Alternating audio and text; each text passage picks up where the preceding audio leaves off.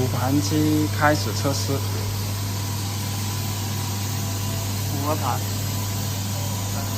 然后我现在就是测试，我就把这5个盘都打开，到时候第6个盘到时候要用的时候再开，预留多一个这一个，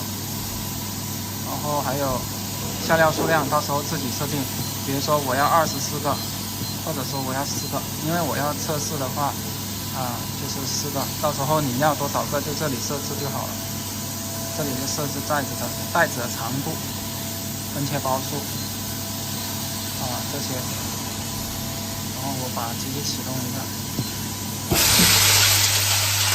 从左边开始数呢，这个就是1号盘，2号、3号、4号、5号，到了这边就5号了。